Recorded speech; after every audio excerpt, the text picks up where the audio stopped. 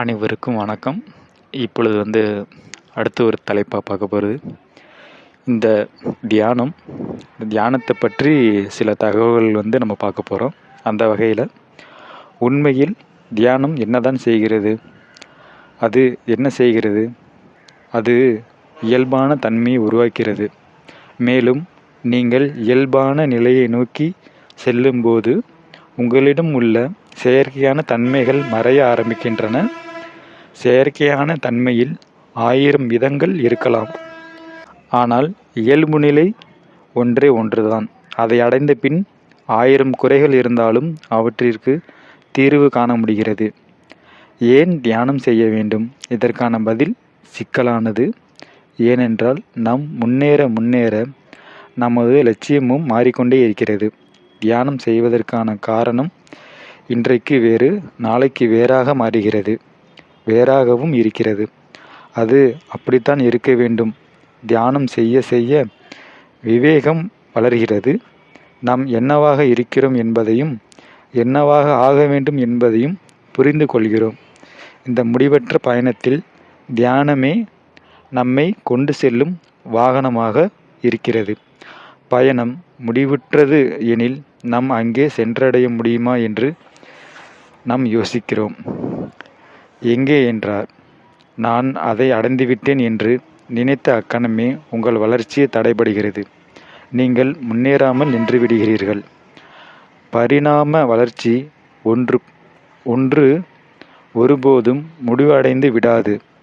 நாம் எப்போதும் அதற்காக தயாராக இருக்க வேண்டும். அடுத்த கட்டம் எவ்வாறாகவும் இருப்பினும் நாம் செல்ல தயாராக இருக்க வேண்டும். அடுத்த கட்டத்தை அடைந்த பின்னர் நாம் அதற்கு மேல் முன்னேறி செல்லவும் தயாராக இருக்க வேண்டும். மாற்றத்திற்கு இடமளிப்பவராகவும் இருக்க வேண்டும்.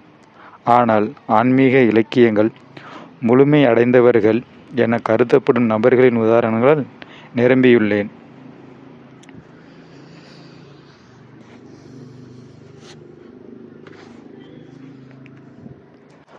கணிதத்தில் அணுக்கோடு என்பது ஒரு நேர்கோடு ஒன்று உள்ளது.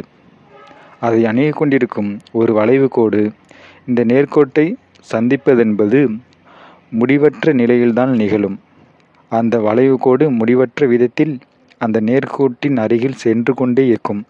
ஆனால் அவையும் ஒருபோதும் சந்திக்காது. அவை இரண்டும் நெருங்கி கொண்டு மட்டும்தான் இருக்கும். அதிக முன்னேற்றத்திற்குரிய ஓர் ஆர்வலர் அந்த வளைவுகோட்டை போன்றவர். அவர் முடிவற்ற விதத்தில் அடைய வேண்டிய இலக்கை நோக்கி சென்று கொண்டே இருப்பார்.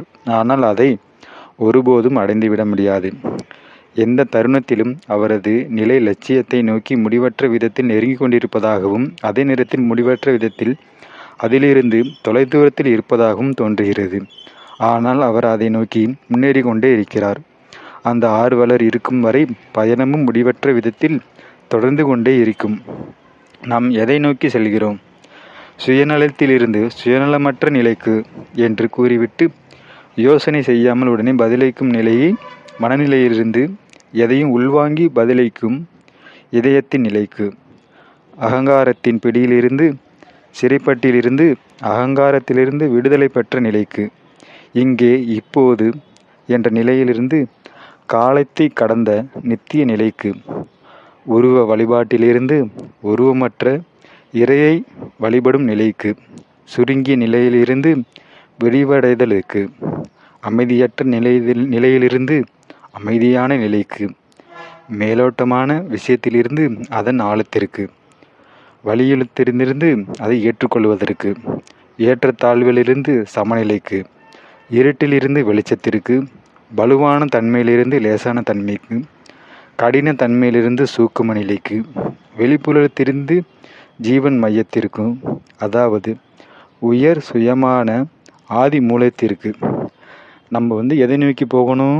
நம்ம சொன்னோம் பாருங்க, மேலே சொன்ன பாருங்க, அதை நோக்கி தான் போகணும். மீண்டும் அடுத்த ஒரு தலைப்பில் சந்திப்போம். நன்றி, வணக்கம்.